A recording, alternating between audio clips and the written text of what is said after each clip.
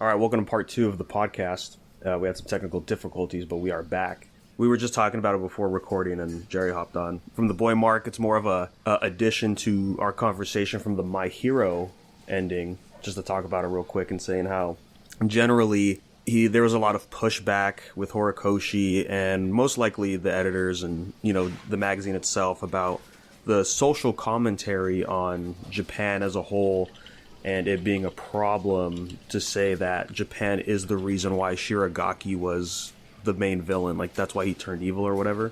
I can kind of agree with that to a certain point. My Hero's a pretty old series. Like, it just hit the 10 years before it ended. But I don't know, man. Like these days, they're just pushing like so many boundaries that Jump never would have touched all those years ago. So it's interesting that because it's set in Japan that they would say that. Right, I feel like if it was set anywhere else, like Jump probably wouldn't have a problem with that. What exactly is like is if you go back to like the flashback with, remember when Shiragaki like turned evil, right, when he first got his quirk and then started like accidentally killing things, and then like he kept being bullied and pressured from his dad, and like that's what turned him. And the idea was, I guess, like that was supposed to lean into like the structure of society in Japan, and like how like that was like part of that problem. Really? I could kind of see that, but of course at the end it kind of just said like All for One was planting those ideas from the beginning, making it like, oh, he was the real problem, not like all the other things going on. He's personifying the problems and making it to All for One.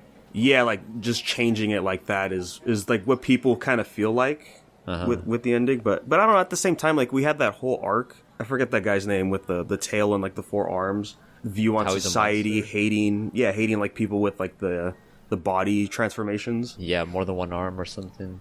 Oh yeah, like the transfigured guys, right? Like the yeah.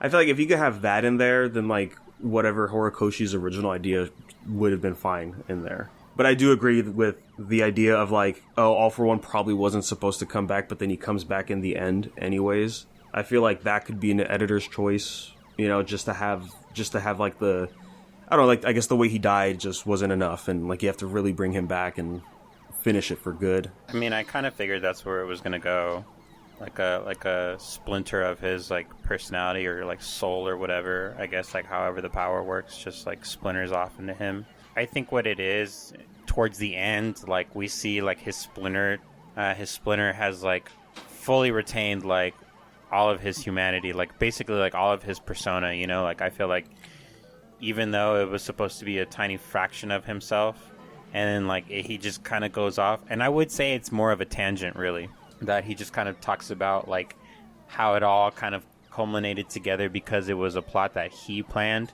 and not because of Japan.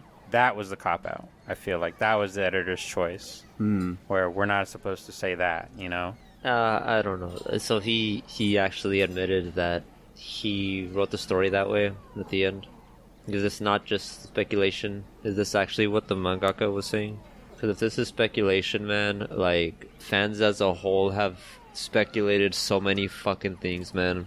Reading between the lines on things that are imaginary or not there, or just trying to fit ideals into something to make it deeper than it is. But looking back at it, there are some parts where I do kind of see it, but I'm still kind of confused about, like, honestly, to me, it seems like people are still crying. This is a manga, bro. This isn't real. Whatever social commentary in there, it might be real, it might not be. I don't know. I'm not in Japan. This is where I'm confused, because I still don't know what exactly the issue is.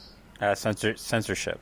The censorship is more towards how Hiro wanted to blame Japan. They can't do that. Like, they can't publish that because obviously the government is not going to like that. So Shonen Jump edited? Yeah, they're the editors for My Hero Academia. So they edited what his original message was?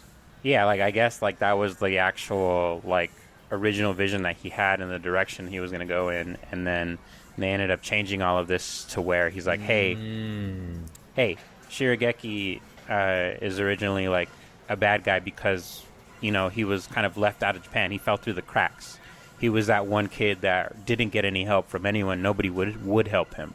And instead, it ended up being like we see All for One, and All for One is like, no, I basically planned all of that. I made all of that happen. I set your fucking house on fire. I did that. Japan didn't make you that way. I made you that way. But the original vision was supposed to be Japan. It was supposed to be a society kind of moment with the Joker.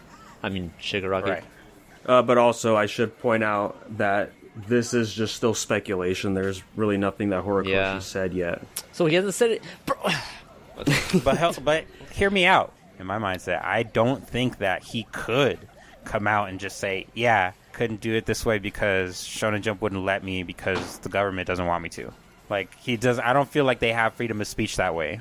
Well, okay, I'm just going to say right now, the government does not influence what happens in manga magazines. It's like they can say whatever they want. They had, don't you remember in Gantz what happened? Yeah, Hitler came back. I remember. No, that is not what I'm talking about. There was like a whole massacre. There's like a whole dude, there were children that died in that manga. There was a massacre. I'm specifically talking about the scene where there's not enough players in Gantz. I'm about to fix that problem. Gets blackface and just shoots up Shibuya. Oh my god, that's right. Oh yeah, that was years ago. You walked back Dude, so fucking fast when he said Hitler came back. That's so fucking funny. Like, no, that's not what happened. that's not even a problem with Hitler being there. That kind of happens, and like you can say like there's also some other stuff happening there. Where was my head at when I thought that Hitler was the worst thing about that manga? Like, I'm really glad that you remembered that arc because holy shit, there was a lot of bad things that happened, dude. Yeah. But, like, okay, I will say, you know, if I'm sitting on top of the fence here looking at both sides, yes, editors do play a role in changing the course of a manga series. It's honestly up in the air whether or not it's going to be a good or bad idea.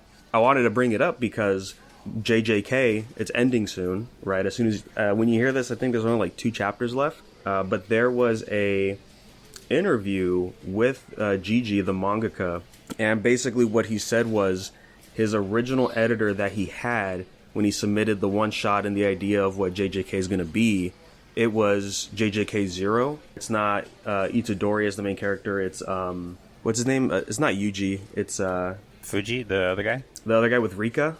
Oh yeah. He was going to be the main character, and it was going to be more of a horror-focused thing. The editor at the time said, yeah, this is cool and all, but we should really focus more on it being a high school setting, and we can't have him as the main character, or something along those lines. So Gigi had to change it to say, like, okay, well, we have Yuji as the main character, and he has to go to, like, sorcery school and, like, learn all this stuff. When it got picked up for the series, that editor left, and then he got a new editor. A lot of people are blaming his original editor because of how fast JJK is falling apart now, because this is essentially not the type of story he wanted to write. Same thing like with Kishimoto. He did not plan to write Sasuke at all, but his editor kept pushing like, no, he needs like a rival / antagonist like for the series. And so he had to come up with Sasuke and like all that kind of stuff. You'd be surprised by like how much influence an editor has. That's a big one, dude. I couldn't imagine Naruto without Sasuke. I can kind of see like where you might need an editor, because the editor's job is literally to like reread your shit and then not just be grammar Nazi, but to fill in the plot holes. Sometimes it's as easy as just, oh, event happens, bam, that's what happens. But then other times it's like you gotta shift the whole story in order to fill that hole. Mm-hmm. So I guess like that's where it would come in handy. Maybe Gigi had like some massive plot holes to fill, and then the editor, or I don't know which one. Maybe the first one he went through was like, yeah, we gotta make this like his way, and then with the second editor, it seems like he went back to the original way, but they've gone too far to where he can't write what he wanted, so he had to tweak it just a little bit more. But apparently the ending is already done. He knows how it's supposed to end. It's just getting there. That's the issue. I don't know, man. I could deal with one editor, but 2 editors, that's gonna be kind of tough. Well, that's like a thing. Like if you read Bakuman, that's like a general idea of how like the weekly shonen magazine works, and I'm sure like there's a little fluff in there, right, to make it seem like it's not that bad. But yeah, there were times in that manga where like they loved their first editor that they got when they did the one shot, and then they got switched, and they're like, "What the fuck? Like, we didn't want this." It's like, no, that's just how it goes. I haven't looked it up at all in a while, but I know Oda has had multiple editors like throughout the span of the series. And you know, like, just to bring a good example of an editor changing something for the better, Toriyama in Dragon Ball Z, Androids 19 and 20, right? Dr. Gero and like the clown guy or whatever. That was it. That was going to be the arc. Like, they had to fight those guys, and that was going to be the end of Future Trunks. And his editor stepped in and said, "Yeah, I mean, they're okay, but you can do something better. We need something else than this." And so he made it 17 and 18. It's like, yeah, these are great, but you can do better. And so they came up with the idea for Cell, and that's how we got the end of the Cell saga, was because of the editor. So was Goku meant to die or no? As far as like those details, I don't know. Dude, the Cell Saga was good too. Jeez. Yeah, hell yeah, it was. Like, imagine that ends there, and then it's like, where do you even go from there? And then, you know, with like the Buu saga, Toriyama did want it to be Gohan to be the main character to take the torch, but you know, it was just like the wrong era, pretty much, is what I feel like, because it's like, well, no, we have to bring Goku back. Like, Goku's the main star of the series and stuff, and that's, you know, I like the Buu saga, but yeah, there's definitely, you can feel like stuff that Toriyama wanted to do couldn't fully flesh out because he had to change it. Wasn't there something about Vegeta too? Like, was Vegeta really supposed to stick around, or? I'm sure there's like an article or a blog where it has like the whole list of changes like from the editors for Toriyama. But the biggest one that I know is, yeah, like Cell wouldn't have never happened without his editor. Just to circle back to JJK, like, even if he got that new editor, I'm not going to blame his old guy, because it was great in the beginning, and I started reading some chapters last night to catch up for the ending, and what a fucking, like, this dude's given up, man. Like, Jerry, I know we said like you should watch it. Like, I take that back, bro. Just watch the movie JJK 0, and then you're good, dude. Oh no. All right. Well, that takes that off my list. Yeah, I mean, like, there's really cool stuff in the beginning, but like right now, like, it was so messy. Like, I had to stare at the page and see, like, okay, what is happening right now? Because the way the panels like flow into each other, it's like they're crashing, like cars are crashing.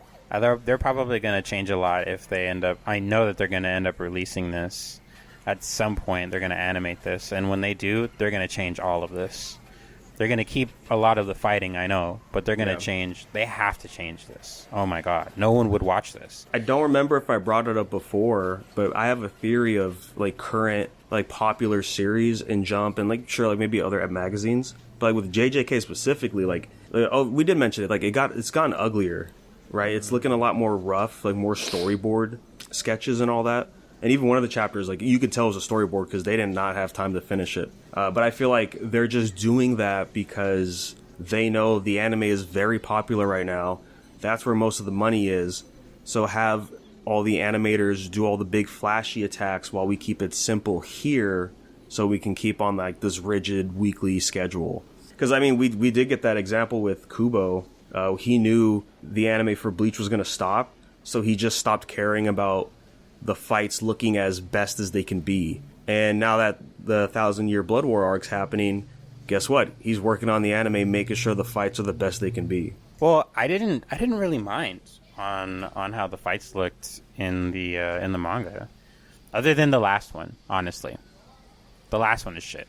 All the other ones were fantastic, honestly. I think I probably mentioned this myself too, but when they release season 3, when it comes out, I'm only going to watch up to a certain point. Once Iwatcha calls everybody back, once he kills everybody, and he gets his full powers back, that's when I'm going to stop watching the show. Because for me, there's no point in watching after that. Those last couple of fights involving just Iwatcha, or I'm not even saying his name right. Iwatch, whatever his name is, yeah. Everything is just so messy and convoluted. Like, they really just kind of threw the paint at the wall, and they're just like, yeah, this is how his power is going to work against this guy's power. You know, another guy comes up, and it's just like, okay, here's what this is going to happen against this guy's power. And then it's just like, one way or another, he has, like, a counter or whatever, and then there's, like, they do that thing that they do in the last arc. You know, they get a quick power-up, or they get a chance to present, like, their full power.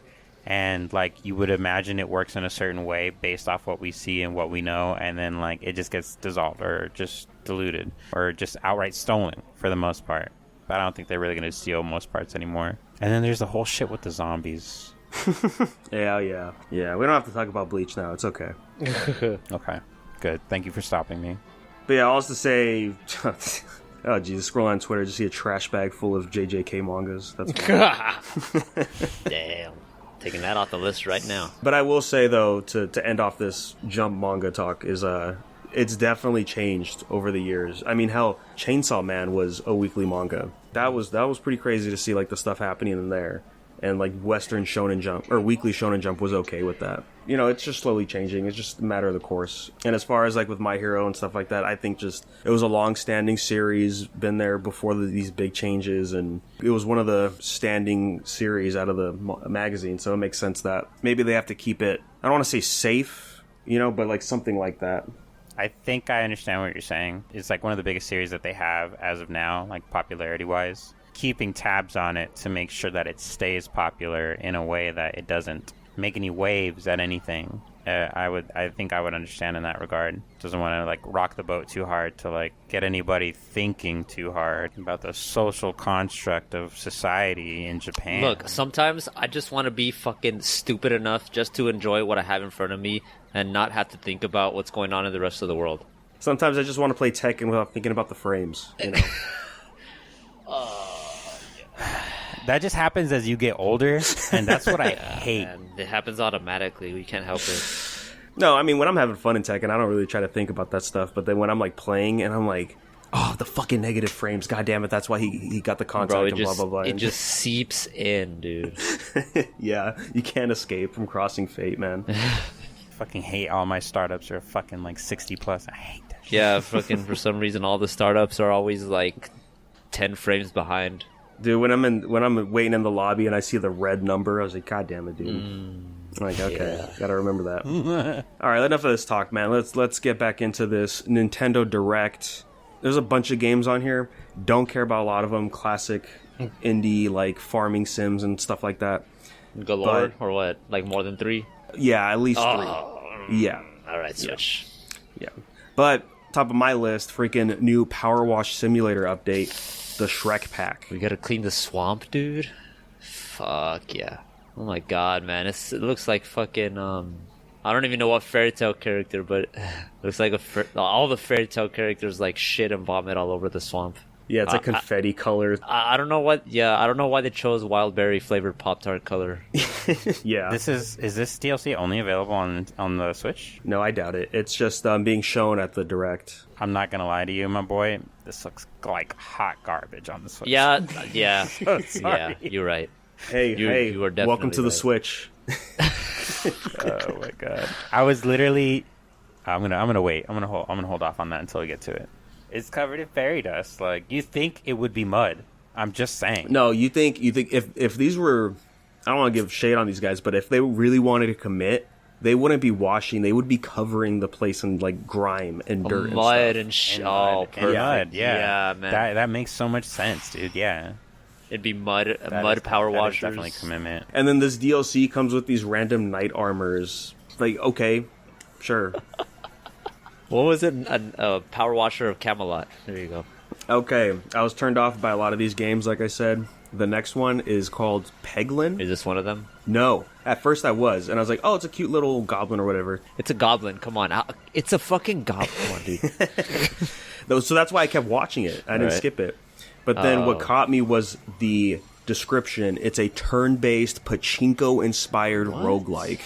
Oh. Yeah, you saw that? Yeah, similar to like Slay the Spire. You finish an area, and then you have to pick your route. Yeah, exactly. So there's more like a mapping path that you need to choose Okay. from. Do you know what this reminded me of? That other one we saw like a little too recently, where it was like instead of pachinko, it was a claw machine, and it was like a turn-based RPG. Oh. Remember that one? I forgot what it was Yeah. called though.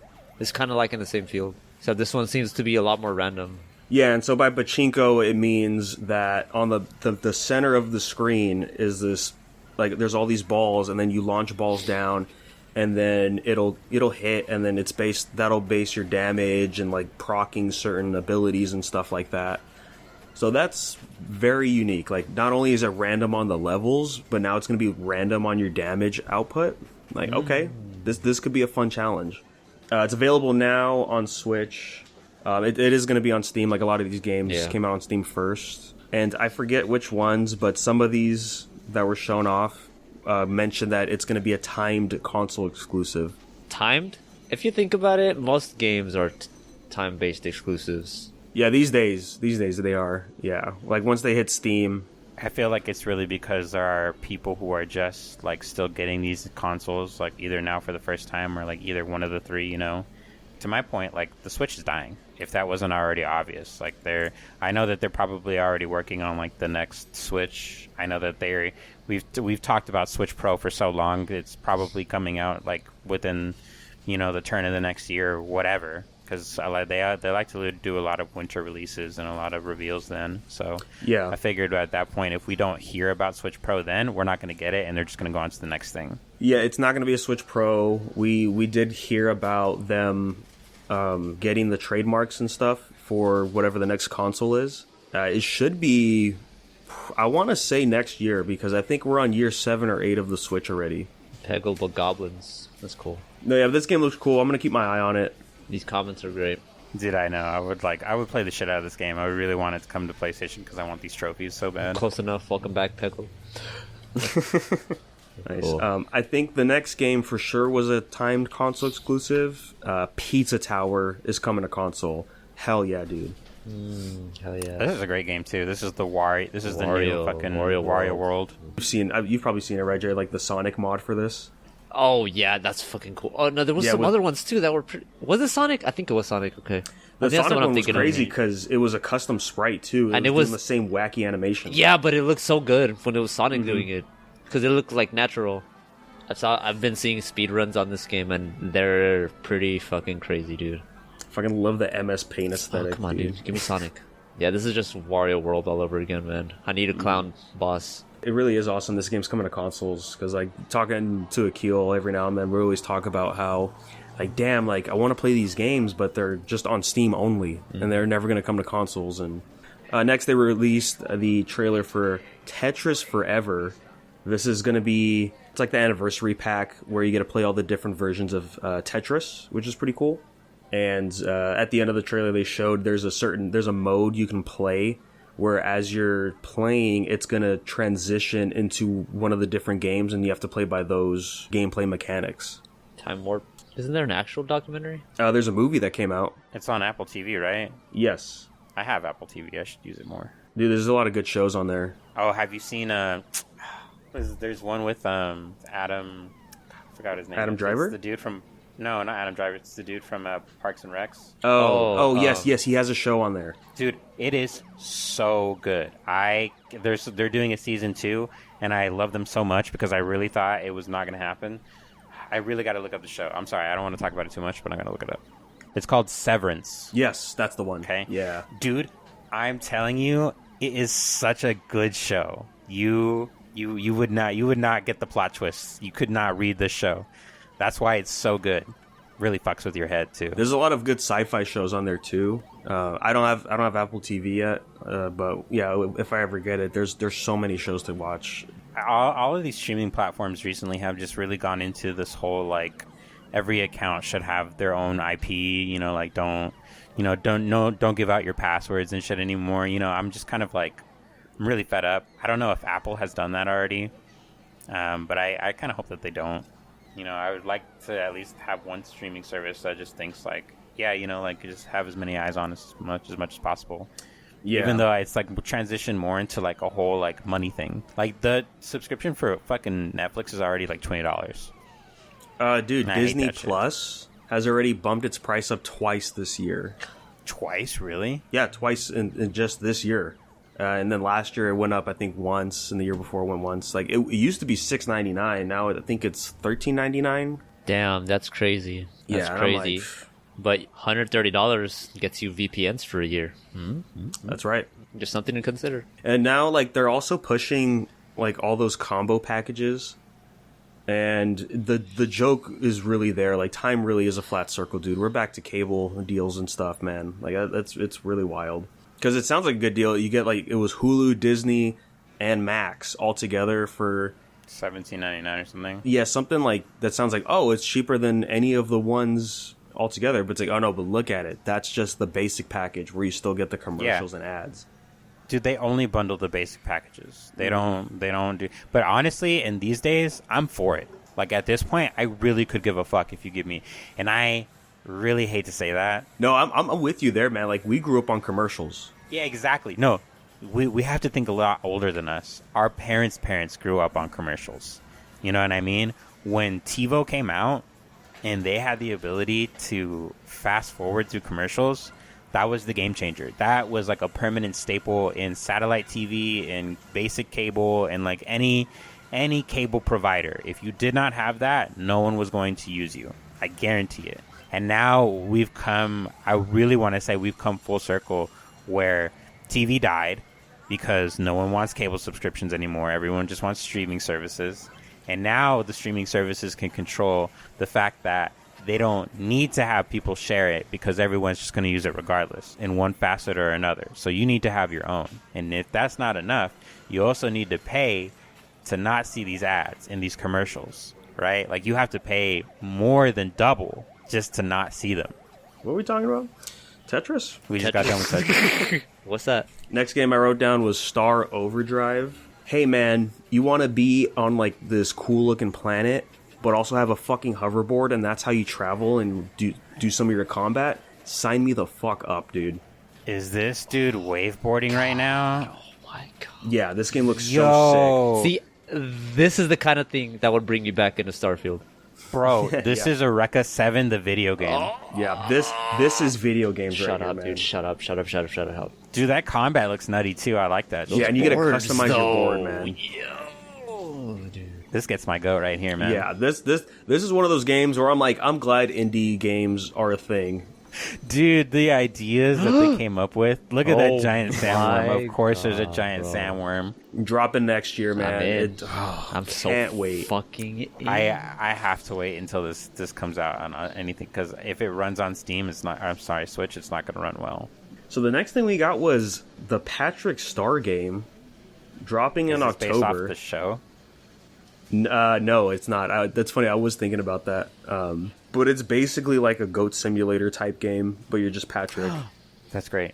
This reminds me of Mr. Krabs is addicted to ketamine. Yeah. Yeah, that's such a good game. All right, the next one, man. Holy shit. We Yes, really are back in the new era of Cap God.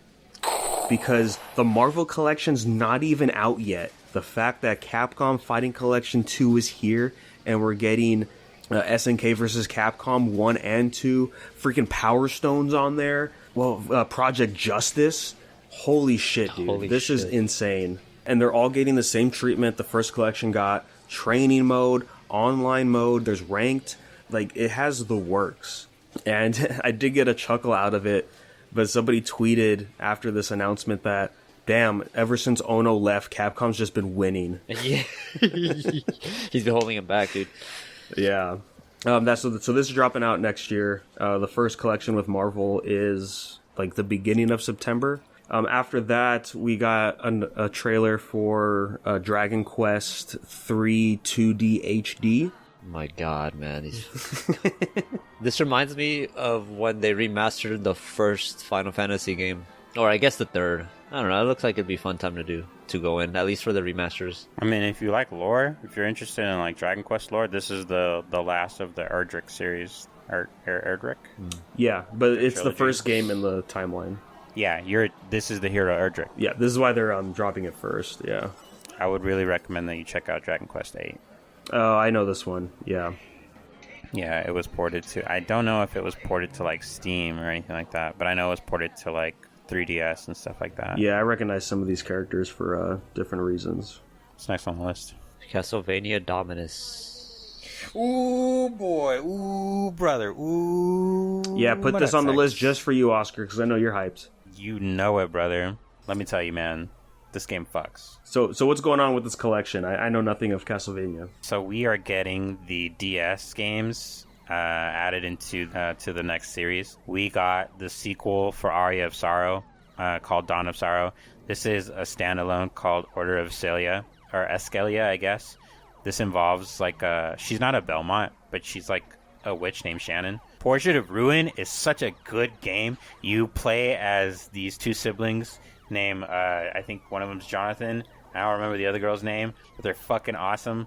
The girl's a witch. The guy is like a vampire hunter. This game involves like you not needing to just stick to like any one specific type of weapon. So like just like this game, you can equip different kinds of weapons and like have different kinds of abilities and stuff like that. All of them are pretty good, man. Like all of them are really like Metroidvania, time investing into like one area of the castle, then you complete the castle, then you go into the reverse side of the castle.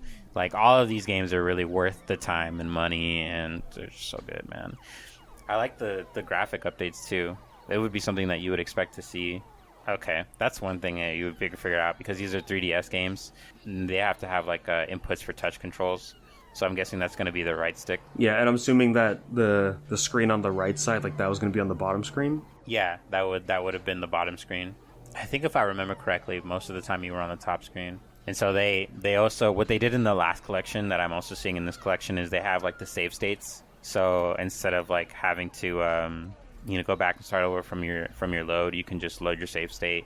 It looks like they added and I actually saw this with another game too. They added a kind of like a Prince of Persia sandbar in the actual like hub, so you can rewind a couple of seconds, maybe like 30 seconds or a minute of gameplay, in case you like made a mistake or like lead yourself into death or something like that. Oh yeah, like with the Nintendo Online games. This is probably one of the better games, Order of Veselia. This is probably what a lot of people were looking forward to. Dawn of Sorrow was okay, but I think a lot of people prefer the original. Nice. This is such a throwback. This already came out, I think, on the same day that I think it launched the same day. Well, that's cool. They're bringing back all the old Castlevania games. If they do a remaster for Kojima remakes for Castlevania, I would buy that too. I don't think that his studio did because I know that Kojima did one of the Castlevania games, kind of like one of the later ones that came out for 360 PS3. Oh, was it the one where they got the Death Note artist to do the box art? Oh, you get to adjust even the screen ratios. That's kind of cool. I didn't get this game until way after like it came out. Like by the time that I was going through, it was like that time. I don't know if you had. I think you do, especially Danny, because you still do this. But like there was like a point where like PS3 and Xbox were old enough where all of like the used games at GameStop would go into a bin for like $5 or whatever. Every now and then they'd throw in different games in there. And so one of these days I came across Lords of Shadow, and I was like, this game is like $5. Like it's old enough. Like I might as well get into it, you know. And like as soon as I saw the graphics, I thought to myself, I was like, this still holds up pretty well. Yeah, I mean, not that long ago I picked up the PS3 Turok game. Did you play it on the PS3 or did you play it on your console, like PS5? Well, you can't play that on PS5. I haven't played it yet. Is it not like available for streaming? Because I think that's how a lot of the PS3 games are played now. Just got to stream it. Oh, but I don't have the essentials. Hell yeah. But hey, since you brought up jank, last game for the reveal, Yakuza Kiwami is going to Switch? Huh? What? Dude, look at the frame drops there. That was a cutscene. If I got this game on the Switch, I would never get hit. I would just know immediately when I was going to need to dodge or block. Honestly, it looks fine. Like, I'm willing to believe that this is going to be a cloud game. Because, like, I don't know. Yeah, you saw that? Yeah, yeah, there's some lag. It probably takes a second for this to happen. What I'm saying is there's probably going to be a lag in between, like, when it loads the cutscene. Man, I can't wait to play this at 720p or 1080p or whatever the Switch has. Can't wait to barely see what I'm doing. Yeah, you want to play portable and you don't have a Steam Deck? I guess that's the answer. Crazy. But also, let's be fair, it's Yakuza Kiwami. The show's coming out soon. Kind of makes sense that they're releasing this now. But yeah, that was it for the Direct. It was okay for the most part. A good amount of cool stuff. Yeah, cool Nintendo Direct. Glad to see all the games we're going to be playing in a couple of years as we move on to the other consoles. That Star Overdrive looks like it might run okay. Yeah, that's the thing, man. Like again, No More Heroes 3, it played fine for the most part on Switch, but there were moments where you could feel the lag and you could feel it like struggling to try to really get going. Yeah, and the Nintendo Museum is happening. Yeah, that's not bad. That's pretty cool. It's just, what is it, like, just a bunch Look of simulators? at these oversized fucking the Wiimotes. There's two girls holding that Wiimote together. That's pretty funny. This is so cash, bro. I would enjoy going to this museum. I really wish I lived in Japan. Man, I could not tell you how how much of a good idea this is. And the only thing that I hope is they really don't charge an arm and a leg for admission to this. I didn't really go anywhere. Like, that was like a museum like that in Japan, but at one of the castles we visited, there was like a little zoo. It was like $1 entry fee. Oh, so adorable. Hopefully, like, it's gonna be something cheap like that. I think it's also happening soon, but they're doing the Gintama art exhibit, and Sarachi redrew Gin's first appearance in the manga, like whatever page that was in chapter 1. And he also switched to digital art, and it looked so fucking good. I can't wait for whatever his next series is gonna be, man. Well, he's making another manga? I hope so. I mean, it's been a long time since Gintama ended, but it's like, God, please just do something else, man. I would love to see it. How old is he? Sarachi, I think he is in his 50s now. But Gintama was a long series. He's 45.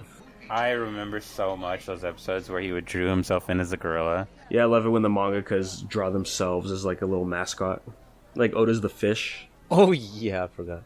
You know, I was thinking about taking a deep dive into SIU's fucking blog. It's all in Korean. Yeah, isn't and it? then translation might lose some shit too, so I'm kind of like double taking. Yeah, like I haven't checked it out yet, but somebody on their Tumblr page, Gerry, has been slowly translating the Siren light novels. They post it on the subreddit, and I just keep an eye on it every now and then until they're done. God, I haven't been to that. Yeah, that's the crazy thing. Yeah, Tumblr and MySpace are the same age, right? No, MySpace is older. they're definitely from the same era. I don't want to think about my age. Move on. Yeah, we can move on. I also was catching up on Adventure Time recently. Yes. I'm on season 9 right now. Holy shit, from the shift to just a weekly whatever the bit is adventure to this whole season is dedicated to a story arc. The whole thing going to the island with all the humans, meeting Finn's mom and stuff. Yeah. Crazy. Yeah. And then like seeing like the elementals take over the world or whatever. Yeah, like they so really awesome. opened up the world, like from there. A little bit of the backstory on how the elementals were created and all the power gems were created. It's just such a weird, like, it was cool, like it was like fire, ice, or wind, earth, and then slime. I'm like, okay, well, you know, whatever. The primordial fucking elements, candy. Yeah, the primordial elements. Candy, slime, fire, and ice. No, but I like that too. That was a good touch. How the spirit of the ice gem is that literally just the Ice King, like the crazy part of Ice King, and they're just letting that motherfucker just fly everywhere, man. It's so weird. I don't know if you're that far yet, but it's so weird how they just leave him alone. The Ice King? Like he's no longer a threat. The crown. Yeah, he's no longer a threat. He just becomes like a tertiary character. I mean, he's still Ice King. He still like does shit. He's just like not a bad guy. Like they just don't care about him like that.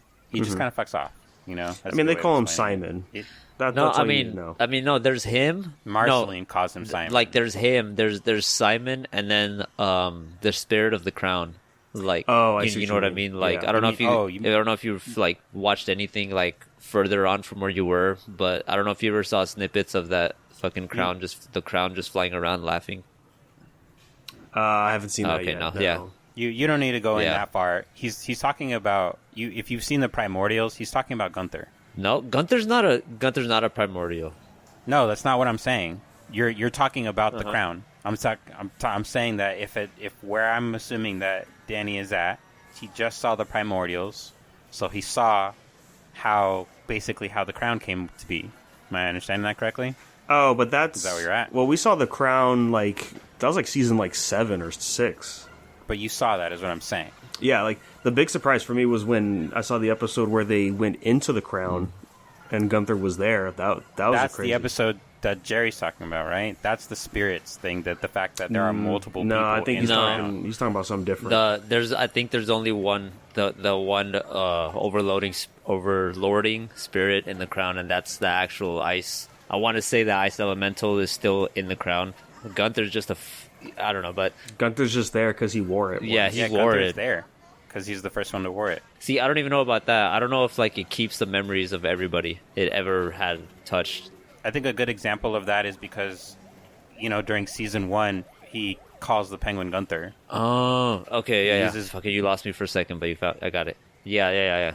Yeah. So you saw the elemental, right? The ice elemental. How he's just fucking weird. Yeah, she showed up and all that. She. Oh yeah, it's the second one, the one that came after. The one that they thawed her out, and she was like just living in Yeah. the basement at the Ice Kingdom. Dude, she's she's great, dude. great. I love her arc. She's just so about it. She's just so like, yeah, like the world is great and all, but I don't like that. She's just so awesome, dude. I forgot about her. Yep. Forget everything I said. Yeah, her arc is a good arc. I think she's. Yeah, I think I don't blame you, Joe. There's a There's lot. so much. Like when I was watching the episodes, I was thinking, man, if you want to showcase like your idea for something, this would have been the show, because you could just do anything at Adventure Time and it just fits. The world building is massive, and literally, like you said, like it's fantasy world. You can do anything you want. That's literally where to try the concepts that you want to try. I feel like elementals are a common trope among like creatives, where you got to do something with the elements. Well, which is fine, you know, but you do see it a lot in the media, where they're like the absolute power. They're I'm gonna use it again, the word again, the primordial beings of the world. So there's that common trope. I mean, that's cool. I feel like with every creative, they have their elemental phase. I'm currently in mine. Just the fact that we had the elemental just frozen, and then just coming back and trying to like group them all together again. That was something new that I didn't see that was gonna come in. I thought it was just gonna be all about like Ice King and the Crowns Pass, but it's like it was, but it took it in a different way for me. Pretty welcomed. Like I enjoyed it. Like it could have been one of two ways, and you can definitely be overzealous when you're making stuff up like this, and this was perfect. Mm-hmm. Yeah, I mean, like the people at Cartoon Network, when they're making stuff, you would think like, oh, it's kind of just, it's a kid's show. No, dude, no, they got shit mapped out. Mm-hmm. You see that wall over there? Yeah, zoom in. Everything's there, bro. Like they have that. They're not missing. They have a that beat. fucking snail that was like the Lich King. Yes, like yeah. halfway through. It's insane, man. we were really blessed as kids to have grown up with some really good shows. And in turn, what happened is we had dedicated kids who watched those shows, who grew up into being animators and producers and original storyboardists. Like the people who made the cartoons we watched growing up made Cartoon Network what it is today because of all of these people who are there now and all of the shows that they get to create. A long time ago, I probably would have really. I'm just gonna be honest here. I probably would have shat on Steven Universe, like still, but I honestly am like super curious into like wanting to know like how that story Same. works, and Yeah. like because I only hear good things other than like whatever kind of like agenda people say, like you know they're targeting, and I get that, you know, like there's a show for everyone, and Steven's about inclusion, and that's fine, like whatever. My goal is to not focus on that. It's to just really focus on the story itself and all that other stuff. I remember when my sister used to watch Steven Universe, I would like peep out every now and then what's going on and while I'm in the kitchen or whatever, and it's like it's a pretty interesting story for the most part. Kind of similar to like one of the seasons early on that we saw, like for Finn. Like Finn was curious about his dad, right? Steven's curious about his mom, right? That's pretty much what it is. There's no Jake the dog, but there's like these cosmic beings that are reflective as like different kinds of gems, you know? So it's like, it's whatever, you know, like the story is there, and it's enough for me to be like, this is really interesting. I would definitely take into this, despite what anyone tells me. Yeah, no, I mean, it is interesting. I saw this the other day. Somebody brought up the Flapjack family tree and how like all these big hitters from Cartoon Network basically stemmed from people that worked on Flapjack. That's right. Like they worked on Flapjack, and then they made their own shows, and then people that worked with them made their own shows and stuff like that. So it's like, wow. Sidetracking you again, just really quick. Fucking Midnight Gospel on Netflix is so Pendleton Ward good. worked on that? Shut up, dude. Oh my god. No wonder, man. That's so crazy. That last episode fucking got me, bro. It got all of I us, was- bro. Come on. It's I was- so I insane, was man. So done, dude. I had no idea Pendleton Ward. I probably did. I just forgot. But that's crazy that he worked on Midnight Gospel. That's insane. That makes so much sense because it's so fucking good, man. Yeah, I think I'm gonna check out Gravity Falls. I've only seen like 2 episodes of regular show, but when I saw the, I just never checked it out. I really cannot wait. I'm gonna make a fucking reminder to myself to ask you every week Just do your homework. Just watch like one episode a week. I don't care. It's 11 minutes, bro. But I'm gonna ask you about all the stupid shit you see in this show. It's fucking great. Let me just finish Adventure Time first, and then I'll hop on that. Regular show is such a I would vibe, say, bro. oh, dude. You're gonna be mad that you didn't watch it earlier, dude. You didn't now watch- that I think about it, this show is so Okay, you, bro. it's just This catching show up is to your me. You vibe, didn't watch dude. regular show? Are you kidding me, dude? That came Bro. out. That came out after my TV era. Dude, that show is so you, though, man. Oh my god, dude, and Close Enough is so fucking good too, dude. Oh, I bet you. that's you another gotta one, watch yeah. these I wanna shit, see fucking it. dude. Oh man, I kind of want you to watch Close Enough first before I want you to watch regular show. But honestly, dude, regular show is where it all fucking started. There's these. I'm gonna fucking post a link. There's a fucking video, Quintel. It was him and the voice of fucking shit. Who's the gumball? The boss? Benson. Yeah, Benson. Yeah, Mordecai. The voice of Benson and Quintel. They fucking. He drew a little storyboard of them two working midnight at a gas station in Halloween, and they took acid. Oh, I've seen that clip. Bro, yeah. That's where it Yeah. all started, bro. Yeah. Dude, that clip is so good. It's so Yeah. good, bro. Oh, fuck. I've seen memes and stuff, and like I love the memes of them saying like this sounds like an episode of regular show. Ah, dude, you gotta watch that. Honestly, that's gonna be a must. I think that's gonna be a must. You have to watch that. It's a must Yeah, watch. that's a must watch. Oh, dude, it's required watching. absolutely, bro. Yeah. You were gonna be so mad that you did not watch this earlier. You'd be like, "Where the fuck has this been? And why didn't I not watch this earlier, dude?" Like, there are so many new words you're gonna pick up from this show. Bro, the fact that they're coworkers too, bro, it makes it so fucking much better, dude. It makes it that much better. It makes it more real. Yeah, man. What are the 2 episodes that you did see? Tell me that much. The first 2 episodes. I'm probably just gonna rewatch it because I don't really remember much of it. But I remember watching. I'm like, yeah, this is kind of what I figured. Regular show was. Oh, one of them was they played the punching game. Oh yeah, punchies. Oh, Punchies. Yeah, punchies. Yeah, and I gotta say, like, yeah, I see the shtick for a regular show. It's like, yeah, something simple happens, and then like eldritch bullshit. Yeah, pops you know up. those memes where it's like Mordecai and Rigby just looking at Benson pissed, and then like there's like the fucking Bailey shit behind him, and they're like, dude. Or Yeah. they see fucking who's that Jujutsu Kaisen bullshit? Yeah, they're like just world ending shit, and it's just like, oh, Benson's gonna be pissed. You're gonna die when you get far enough, and like all you're gonna start seeing it as memes is just like, oh, we gotta get skips. We gotta get skips. Yeah, one of the memes I like that I see every now and then is just these guys are like, oh man, the door's locked. What are we gonna do? And then a third person shows up. Maybe I can help. They turn, Jesus. Yeah. I have a question from Mark. It's another question from 5 years ago that's getting a remix as well. Similar to Air Gear for My Hero Academia, the final fight was super disappointing and unfulfilled. The fight before with All Might versus All For One was visually appealing and a much better fight. Which fights in any series or media did you enjoy early than the final fight? No, I got you. Fire Punch. You guys haven't checked it out yet, right? Oh, I finished I did. it, but I read it. fucking forgot. Are you talking Oh, about you- where he's okay. fighting the... It's not the final fight. It's with our boy Arthur. Arthur, remind me. Arthur, he has like he's delusional. He thinks he's like Arthur, like from like the fairy tales and stuff, like King Arthur and stuff.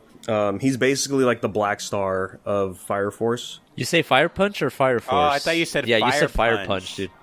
Oh, Yeah. I did. Oh, I'm sorry, all man. good. I meant Fire Force. Yeah. Yeah, Arthur. Okay, now I know who you're talking about. Yeah. Yeah, so in Fire Force, it gets pretty crazy at the end, and the fact that season 3's happening is wild because we're getting into like some meta shit. But yeah, the second to final fight is with Arthur and this other guy named Dragon. This is one of the fights, man. It's so fucking good. Like the final fight's cool, right? We see fuck, I even forget the main guy's name, but his final fight's cool. He gets like this whole transformation and stuff, and like that's all fine and dandy. But this fight was so fucking hype, man. There was so much build up to it, and they even had a fight before that was like a little teaser of what would happen. It wasn't even on the same scale as the real fight. It was crazy. Like, if they can animate this, I hope they do the thing where they say, oh, this final thing's going to be a movie, just so we could get the budget to really flesh it out and make it the best there is. That would be cool. I don't think that season 3 would cover the rest of the series. No, I don't think so. I don't know, man. Something inside me wants to point to something in Siren for some reason, but I can't fucking remember any of them. Siren has some good fights before the final, like, moment. Like, the thing with a lot of final fights, like, especially with shonen, I feel like, sure, there's a good amount of action, but that's not the point of the fight. The point of the fight is our main character and the final antagonist clash, and you have to get the ideals and stuff in there. You have to get words spoken. Sometimes it's the, like, how you get to the final fight that's, like, fucking much more important than the final fight itself. Like, just the growth to get to that point. Yeah, and there's some rare ones. One Punch Man, you know, the fight with Gyaru. Like, that's the end of that arc. But that was important. That was a pivotal point to the series. That just had Saitama, like, thinking about it. But it's always like, oh, what's a badass fight? The number 2 of the series, he's gonna get a fucking badass fight. I'm sure once we get to the end of One Piece and how many years it takes, Zoro's fight is gonna be fucking crazy. Yeah, we're still waiting for that Mihawk battle, huh?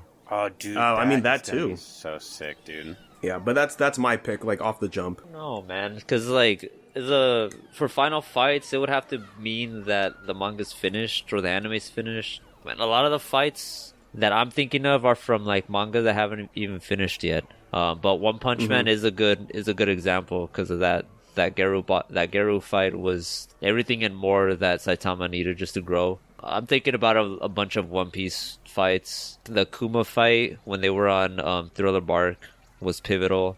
Fuck, everything Dragon Ball Z, something that has to do with, like, okay, so, like, Majin Vegeta with Goku was pretty good in my opinion. Yeah. Yes. I think that I'm gonna land on that. Yeah, that fight. Who cares how it ended? Gohan fighting Super Buu. Oh my god, yeah, man. Dude, fuck, just the intro. It's like, so kid, you want to fight Majin Buu, huh? Fight you? No, I want to kill you. I mean, I'll give you another example. It's nowhere near the end, but in Berserk, the second time Guts and Zod fought. Oh my god! Holy shit! Yeah. That's one of the best fights ever, man. Oh my god! Just the level up, the amount of growth that fucking Guts Berserk man went through to fucking rematch Zod, and oh my god, man, dude, freaking just on my tippy toes on every page of that fight. Like, just, oh man, this fucking is cathartic. I remember saying it, like, reading the chapter. I'm like, holy shit, this might be the best fight. Like, oh my god, catharsis, man. That's what that is. God, man. So good. Now I just want him to do that fucking Griffith, but I feel like that's not gonna happen. It's gonna be like, I forgive you. No, Griffith. they're just gonna kiss at the end or whatever. After the way that you see Skeleton Knight fight Griffith on some, like, temporal void shit, and he still didn't get hit, I was like, that's just bullshit, dude. I mean, yeah, even when he showed up, like, that was cool. That was like, pretty fucking cool too. Yeah, they didn't even scratch him though. That's what sucked, dude. I was like, oh, you're just making him unkillable at this point. What was all the Behelits for if you couldn't even touch him with it? Yeah. Now he's gonna have to do the same thing to the Great Slayer, to the Grace. Yeah. But anyway, like, the ideas are dead, unfortunately. Anyway, I don't think that I have, like, a good anime for an example. I can, like, the one thing that comes to my mind was, like, the latest God of War game, Ragnarok. I really like the fight with Heimdall. Heimdall, yeah. I really like that fight. I like that fight over the fight with Loki. That was such a cool fight. Oh my god, like, yeah. Not Loki. No, you're thinking Odin. Odin, yeah. Sorry. Like, even if you include all the ideals and stuff like that, just the cutscenes during the fights, like, got me going so hard. Like, Heimdall is just that one guy who's just like, I will fucking, like, destroy you with every fucking fiber of my being. It's literally the neighbor dad beating up the college kid. Like, it's fucking awesome. Yeah, the loudmouth college kid. Do you know who my father is? I don't know if this counts. I'm gonna say No More Heroes 1.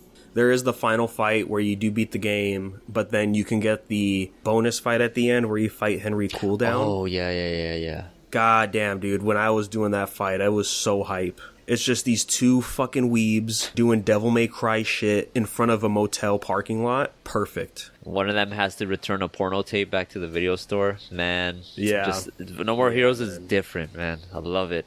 I still gotta get back into 3, dude. I kind of just, like, fell flat off of that one fight. I beat 9 and 8, and then I just kind of, like, stopped for a second. Another game one is, I mean, we could stretch and say it would count one of the DLCs for Neo 1.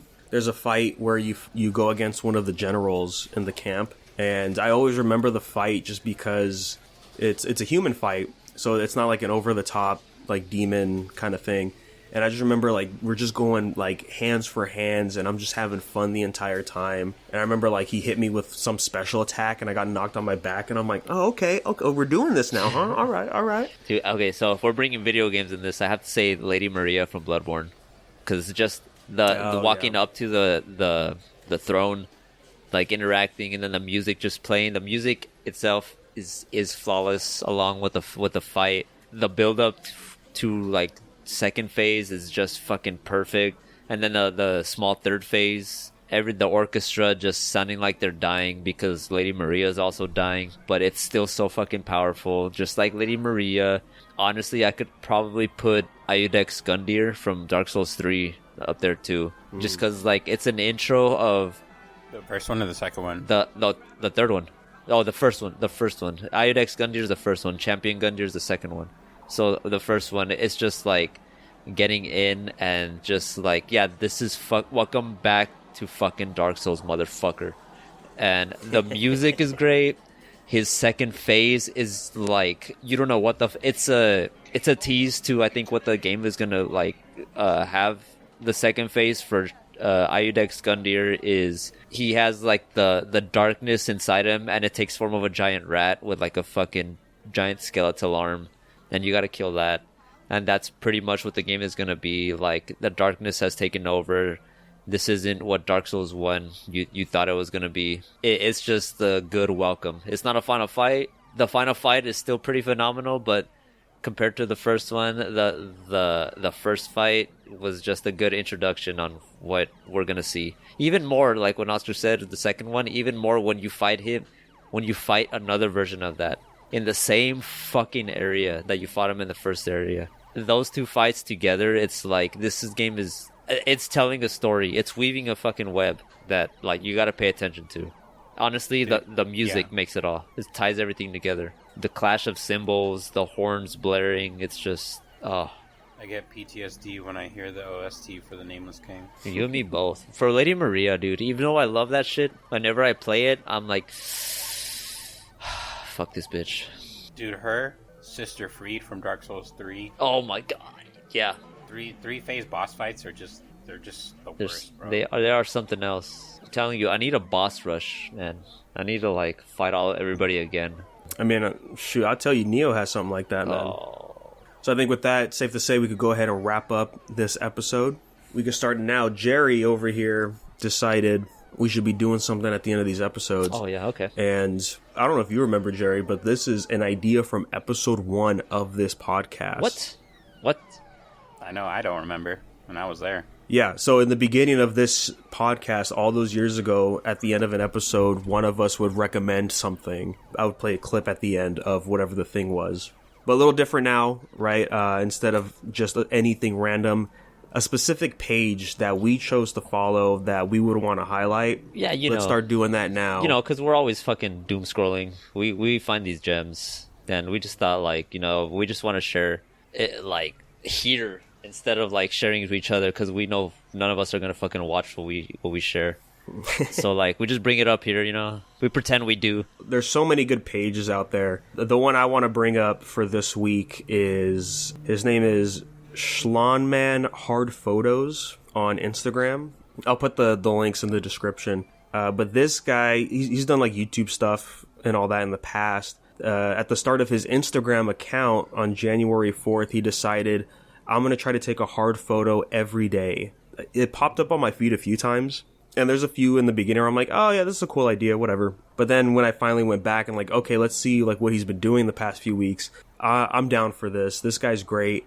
I'm going to keep following every day. He's gotten a lot better, and he has so many hard photos. And the coolest thing he does is he'll post the reel right after he posts the image of basically the behind the scenes breaking down how he thought of the idea, taking the photo, throwing it, for post editing and stuff, just to get that extra hardness in there. Hardness, I love it. One of the recent ones is he's doing a slide like a stair rail, but instead of the skateboard, he's using banana peels to do it, or I guess to grind on the. So it's pretty fun. And so every day he does the roulette of what camera is he going to use, depending on the camera, what lens is he going to use. I really like his stuff. Nice.